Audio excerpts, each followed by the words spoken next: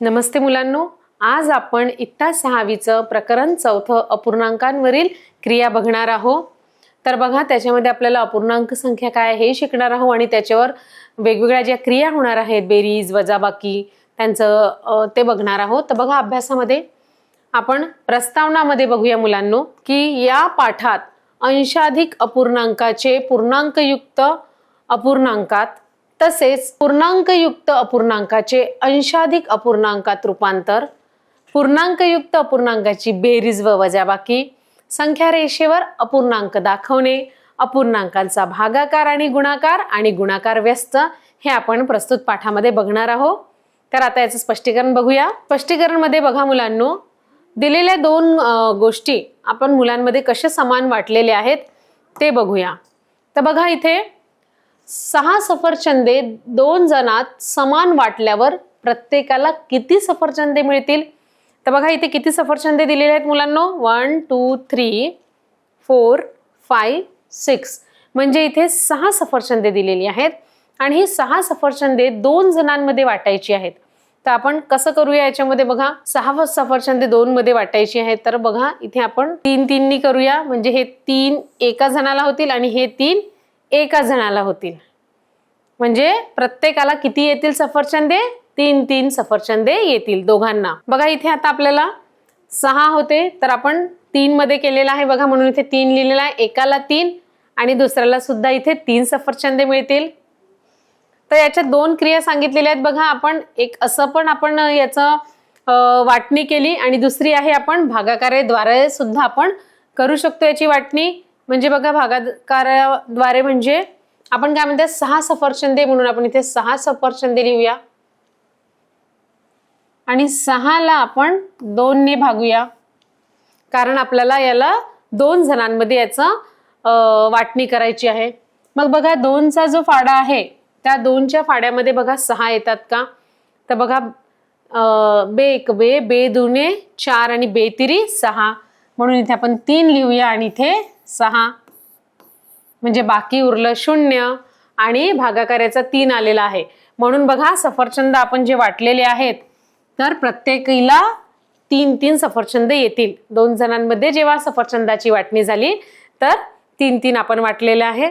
तर मुलांना समजलं असेल की आपण ह्या प्रकारे पण आपण वाटणी करू शकतो, म्हणजेच प्रत्येकाला 3 सफरचंदे मिळतील। आता आपण दुसरं उदाहरण बघूया मुलांनो। एक बिस्किट 2 जणात समान वाटल्यावर प्रत्येकाला किती बिस्किटे मिळतील? समजा बघा, इथे एक बिस्किट आहे, हा एक बिस्किट होता। बघा, इथे हा एक बिस्किट आहे मुलांनो। आता हा जो एक बिस्किट आहे 2 जणांमध्ये वाटलं तर बघा कसं होईल? 2 जणांमध्ये वाटल्यावर तो अर्धा अर्धा मिळेल। एकाला अर्धा आणि दुसऱ्याला अर्धा, आणि अर्ध्याला आपण कसं लिहितो मुलांनो? 1/2, म्हणजे अर्धा अधिक अर्धा। समजा अर्धा अधिक अर्धा केलं तर हे 1 होते। तर एक बिस्किट हा समजा 2 जणांमध्ये वाटायचा आहे, तर एकाला अर्धा मिळेल आणि दुसऱ्याला अर्धा मिळेल, म्हणजे अर्ध बिस्किट हे दोन्ही मुलांना येणार आहे। आणि अर्ध्याला आपण कसं लिहितो मुलांनो? 1/2 असं लिहितो। बघा, बिस्किटला अर्ध झालेला आहे, म्हणजे एका मुलाला अर्धा मिळेल आणि दुसऱ्या मुलाला अर्धा मिळेल। याला आपण 1/2 असं लिहितो। आणि 1 आहे याला आपण अंश म्हणतो आणि 2 याला छेद म्हणतो। आता अजून बघूया आपण काही उदाहरणं। आता इथे बघा मुलांनो, 9 पेढे 4 जणात समान वाटल्यावर प्रत्येकाला किती पेढे मिळतील? तर बघा, 9 पेढे 4 जणांमध्ये वाटायचे आहेत, म्हणून आपण काय लिहू? 9/4 लिहू। म्हणजे हे 9 हे टोटल नंबर ऑफ जे पेढे आहेत ते, आणि 4 म्हणजे 4 जणांमध्ये वाटायचं आहे, तर याला आपण 9/4 लिहू। म्हणजे प्रत्येकाला किती पेढे मिळतील मुलांनो? 9/4 इतके पेढे प्रत्येकाला मिळतील। 9/4 तर आलं, तर आता आपण ते अंशाधिक अपूर्णांक झालं। 9/4 हे अंशाधिक अपूर्णांक झालं। तर आपल्याला आता अंशाधिक अपूर्णांकांचे पूर्णांकयुक्त अपूर्णांकात आपण कसं रूपांतर करूया ते बघूया। आणि ते रूपांतर करण्यासाठी आपण काय करतो मुलांनो? आता समोर क्रिया बघूया। बघा, 9/4 हा भागाकार करून बघूया, कारण 9 पेढे होते आणि 4 जणांमध्ये वाटायचं होतं। तर बघा, 9/4 केलं, मग 4चा जो फाडा आहे त्याच्यामध्ये आपण बघूया. म्हणजे आता बघा 4च्या पाड्यामध्ये 9 येते का? 4 1 4, 4 2 8, 4 3 केलं तर ते 12 होते. 12 मोठा आहे तर आपली त्याच्या जवळची व्हॅल्यू म्हणजे 8 येते, म्हणून आपण इथे 4 2 8 करूया. 8 केल्यावर वजा इथे 1 राहील, 9 मधून 8 गेले तर. बघा हे 4 हे भाजक आहे आणि 9 हे काय आहे? भाज्य आहे. 2 हे काय आहे? भागाकार आहे आणि 1 आहे तो बाकी आहे. बघा याला आता पूर्णांक संख्येत लिहायचं आहे तर 9/4 ला आपण 2.1/4 लिहू शकतो का? 2 हे पूर्ण आहे आणि 1/4 म्हणजेच याला ह्या संख्येचं आपण हे केलं 9/4 तर 9/4 समजा आपल्याला 9 पेढे 4 जणांमध्ये वाटायचे आहेत तर प्रत्येकाला मुलांनो इथे 2 पेढे मिळतील, 2 पूर्ण पेढे मिळतील आणि 1/4 पेढे मिळतील. आणि ह्यालाच 9/4 आपण हे 9/4 लाच हे अंशाधिक अपूर्णांक होतं. 9/4 हे काय आहे? अंशाधिक अपूर्णांक आहे मुलांनो. आणि त्याचंच आपण हे पूर्णांकयुक्त अपूर्णांकामध्ये आपण याचं रूपांतर केलेलं आहे. आणि रूपांतर करताना आपण कशाचा वापर केलेला आहे मुलांनो? भागाकारचा वापर केलेला आहे. प्रत्येकाच्या वाट्याला 2 पूर्ण व 1/4 येतील. आता आपण अजून एक उदाहरण बघूया मुलांनो. पहिले मी सांगते तुम्हाला एक्सप्लेन करून. बघा आता 7 पेरू 2 जणात समान वाटले तर प्रत्येकाला किती पेरू मिळतील? किती पेरू आहेत मुलांनो? 7 पेरू. आणि 7 पेरूची वाटणी आपल्याला 2 जणांमध्ये करायची आहे. तर याला आपण कसं लिहूया? पहिले याला आपण लिहूया 7/2. हे झालं अंशाधिक अपूर्णांक. पण याचं आपल्याला रूपांतर करायचं आहे मुलांनो. आपण असंही म्हणू शकतो की 7 पेरू 2 जणांमध्ये आपल्याला वाटायचे आहेत. आपण 7/2 करूया. 7/2 पेरू वाटूया. परंतु ही काय झालं? हे अंशाधिक अपूर्णांकामध्ये आहे. आता याला आपल्याला कशामध्ये करायचं आहे? पूर्णांकयुक्त अपूर्णांकामध्ये करायचं आहे. आणि पूर्णांकयुक्त पूर्णांकामध्ये करताना आपल्याला काय करावं लागेल मुलांनो? आता जे आपण मागील उदाहरणात बघितलं भागाकार करावा लागेल. तर बघा इथे सुद्धा आपण 2/7 करूया. आता बघा 2च्या पाड्यामध्ये 7 येते का? बेक बे, बेदुनी 4, बेतिरी 6 आणि बेचव 8. समजा बेचव केले तर 8 ही मोठी होईल, म्हणून इथे बेतिरी आपण 6 करूया मुलांनो. आता बघा 7 मधून 6 गेल्यावर 1 राहणार आहे. म्हणजेच याचा आपण पूर्णांकयुक्त अपूर्णांकात आपल्याला लिहायचं आहे. तर आपण काय करतो? पहिले आधी भागाकार आलेली संख्या लिहायची, मग जे बाकी येते ते लिहायचं आणि मग ज्याच्यानी आपण भाजक आहे ते खाली लिहायचं. म्हणजेच आपल्याला 3.1/2 हे उत्तर आलं. म्हणजे आपण असं म्हणू शकतो की 7 पेरू 2 जणात वाटताना ते 3 पूर्ण पेरू मिळतील आणि 1/2 पेरू मिळतील असं आपण म्हणू शकतो. तर बघूया इथलं एक्सप्लेनेशन अजून. तर बघा इथे सुद्धा आता आपण सांगितल्याप्रमाणे इथे भागाकार केलेला आहे. बेतिरी 6 केलं, मग बाकी 1 आणि याला आपण 3 भागाकार आधी इथे लिहिला, बाकी इथे आणि इथे भाजक लिहिलेला आहे. म्हणजेच 3.1/2 हा आपल्याला पूर्णांकयुक्त अपूर्णांक मिळालेला आहे. म्हणजेच प्रत्येकाला किती पेरू मिळतील? प्रत्येकाला 3 पूर्ण व 1/2 पेरू मिळतील. बघा मुलांनो, आपण भागाकार करताना भाजकापेक्षा बाकी कमी येईल अशी काळजी घेतो. त्यामुळे पूर्णांकयुक्त अपूर्णांकाच्या अपूर्णांकी भागात अंश छेदापेक्षा लहान असतो. म्हणजे आपण कोणत्याही संख्येला समजा आता 9/2 केलं तर आपण बघा 9 समजा 2 उदाहरणात घेतलेला आहे. तर आपण काय करू? 2 ने 9 ला भागूया. तर हे 9 जे आहे ते काय होईल मुलांनो? भाज्य होईल. याला आपण भाज्य म्हणतो. आणि हे 2 जे आहे याला आपण भाजक. ह्या 2 ला आपण भाजक म्हणतो.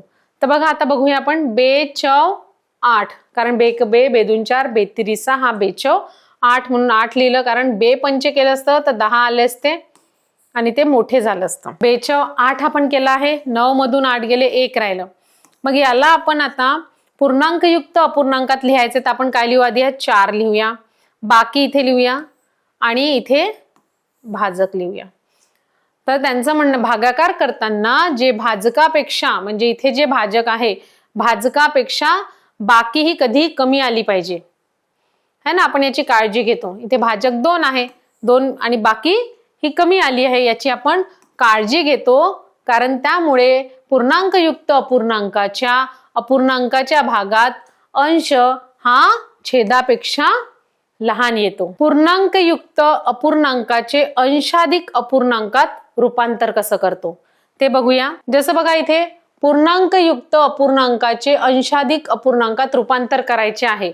आता हे आपल्याला 4.3/4 ही संख्या दिलेली आहे आणि याचं आपल्याला अंशाधिक अपूर्णांकामध्ये रूपांतर करायचं आहे. त्याच्यासाठी बघा मुलांनो, याची जी रीत आहे ती तुम्ही लक्ष द्या. आपल्याला कोणतं दिलेलं आहे 4.3/4 असं दिलेलं आहे. तर अशा वेळेस आपल्याला काय करायचं आहे मुलांनो, हा जो याला आपण अंश म्हणतो याला छेद म्हणतो, तर याच्यामध्ये छेदाने छेदासोबत आपल्याला तिरकस गुणाकार करावा लागतो.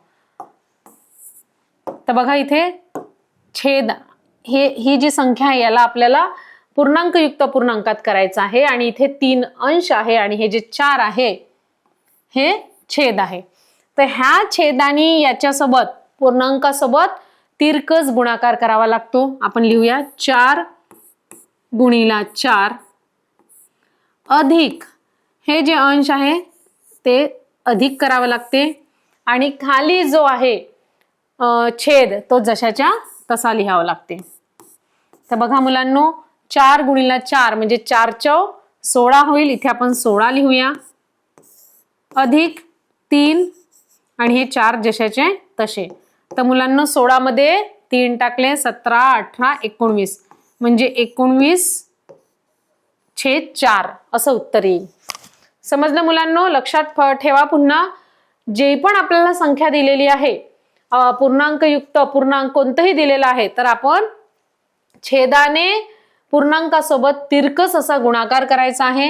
हा तिरकस गुणाकार करायचा आहे आणि गुणाकारामध्ये अंश मिळवायचे आहेत आणि खालचा छेद जशाच्या तसा लिहायचा आहे.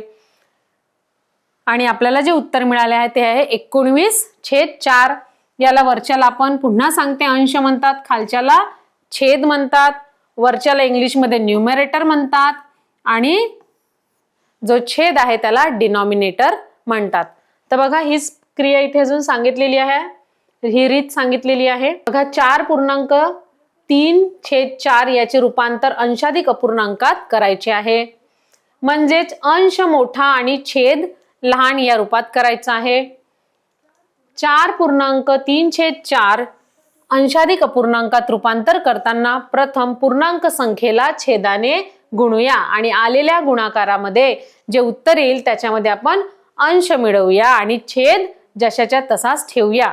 जे मी आताच तुम्हाला सोडवून सांगितलेलं आहे याचं एक्सप्लेनेशन आहे. बघा इथे सेम 4नी 4ला म्हणजे छेदानी पूर्णांकाला गुणलेलं आहे. 4x4 केलं तर 16 उत्तर आलं होतं. बघा एकदा बघा इथे 4x4 केलं म्हणजे तिरकस गुणाकार इथे केला आहे मुलांनो.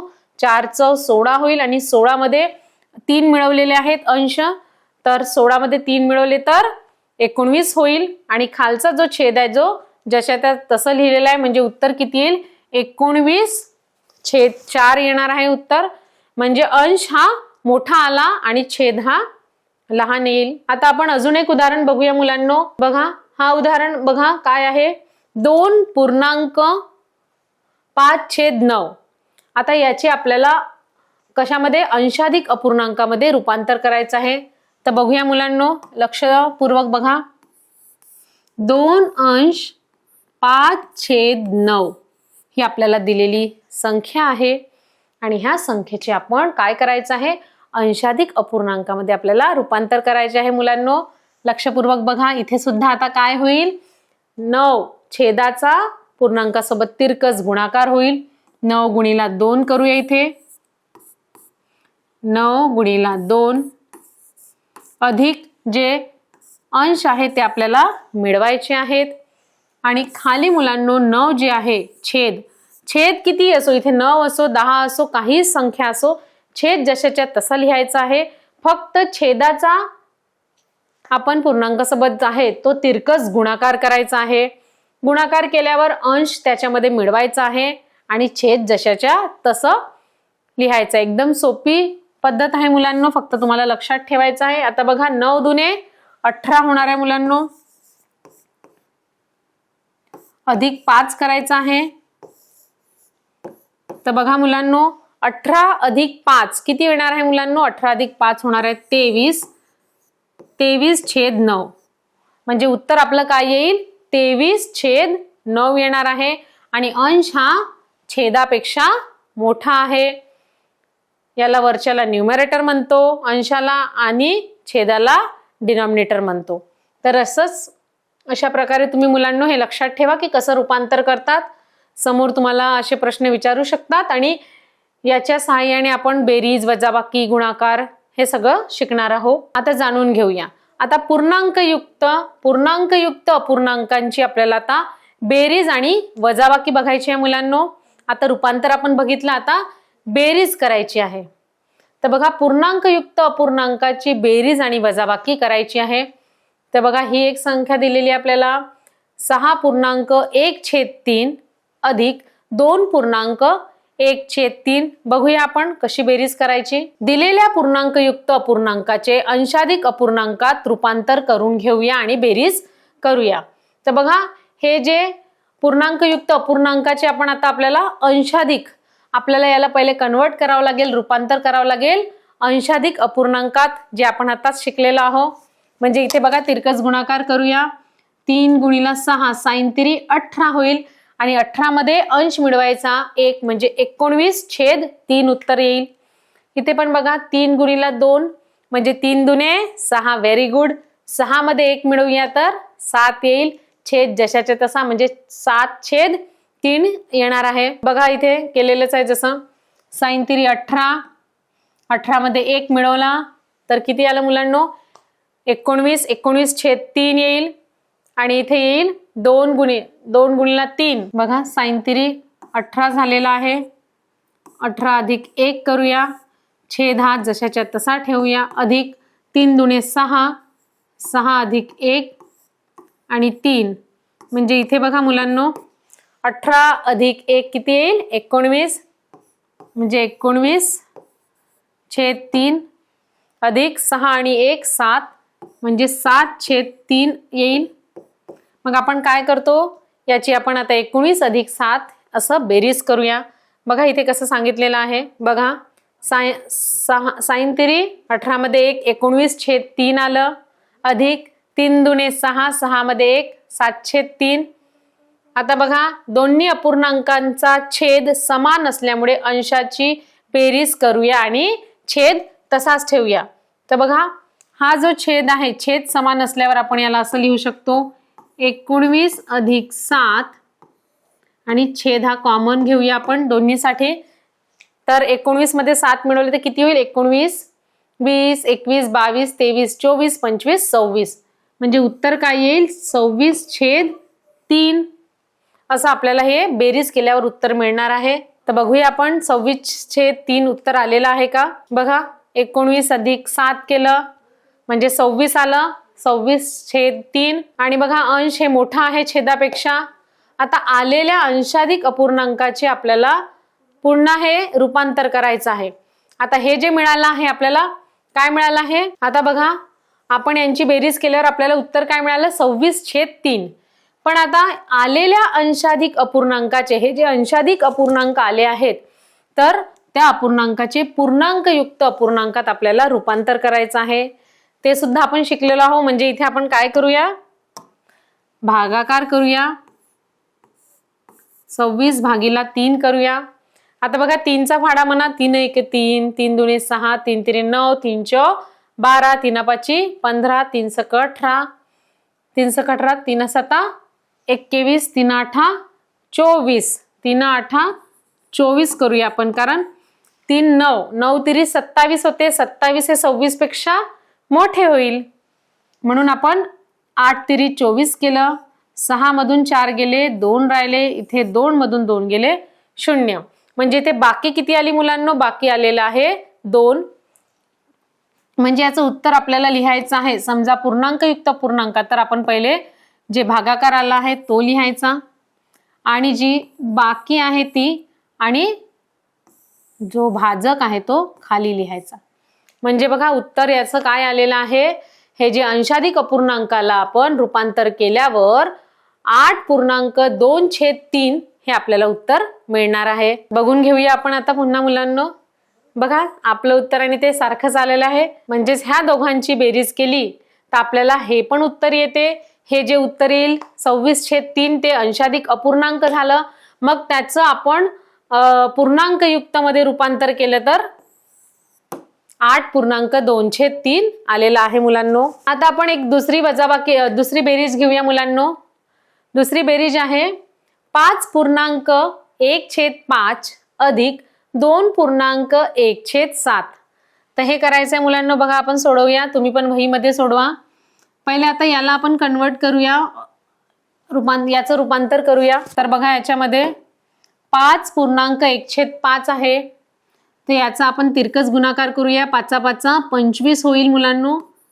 बघा 5 × 5 अधिक 1 अंश मिळवूया आणि छेद आहे तो जशाच्या तसा लिहूया. अधिक इथे पण तिरकस गुणाकार करूया छेदाचा.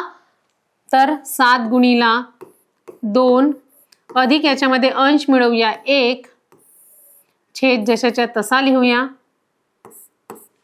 मग बघा 5 25, 25 मध्ये 1 मिळवला तर 26 झाला. 26 इथे बघा मुलांनो 7 × 2 = 14, 14 अधिक 1 15/7 येणार आहे. तर बघा इथे या दोघांचे छेद वेगवेगळे आहेत. तर जेव्हा छेद वेगवेगळे असले तर याचा पुन्हा तिरकस गुणाकार करावा लागतो मुलांनो. पहिल्या प्रॉब्लेम मध्ये जेव्हा आपण बघितलं पहिल्या उदाहरणामध्ये तर तिथे छेद सारखे होते. जेव्हा छेद सारखे असले तर अंशाची बेरीज होते. पण इथे छेद बघा इथे 5 आहे आणि इथे 7 आहे. तर आपल्याला काय करावं लागेल, यांचा छेद जो आहे तो सारखा करावा लागेल आणि छेद सारखा केल्याच्या नंतर मग आपल्याला याचं उत्तर येईल. तर बघूया मुलांनो. दोन्ही पूर्णांकयुक्त अपूर्णांकाचे अंशाधिक अपूर्णांकात रूपांतर केल्यावर 5 × 5 अधिक 1 छेद 5, 7 × 2 अधिक 1 छेद 7.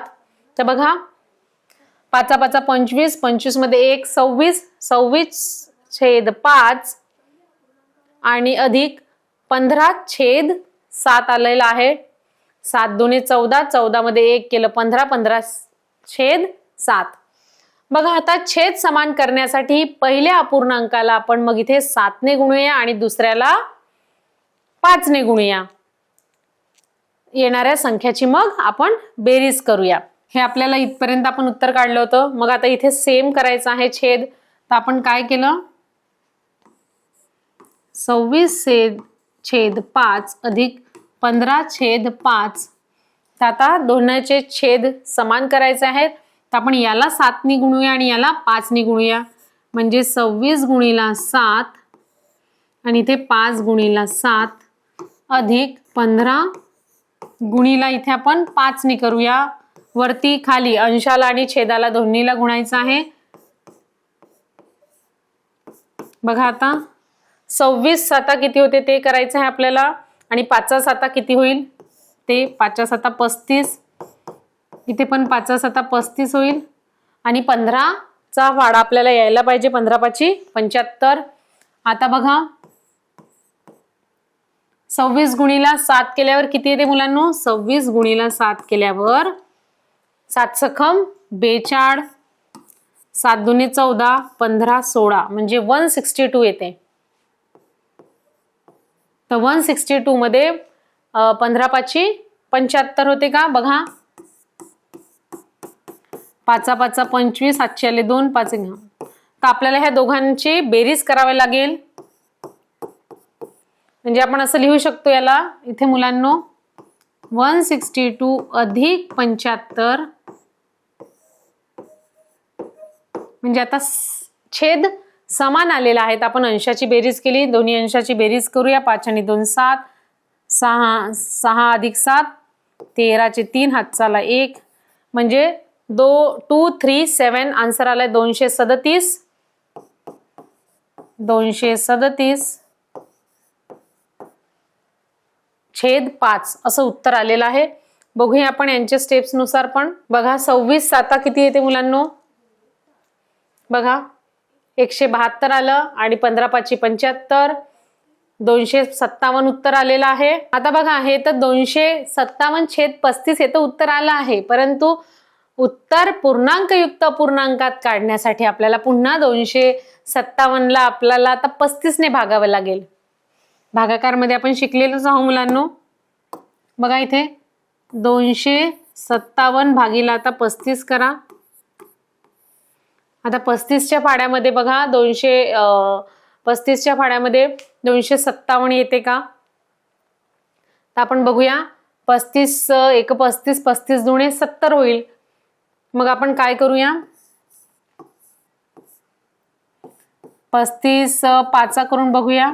5 5 25 हातचे आले 2 5 3 15 16 17 म्हणजे 35 5 175 होते. नाही, अजून आपल्याला समोर संख्या वाढवावी लागेल. 35 7 बघा 7 5 किती होते मुलांनो? 7 5 35 7 3 21 22 23 24 म्हणजे बघा 35 7 आता 247 आली आहे, म्हणजे ही जवळची व्हॅल्यू आलेली आहे.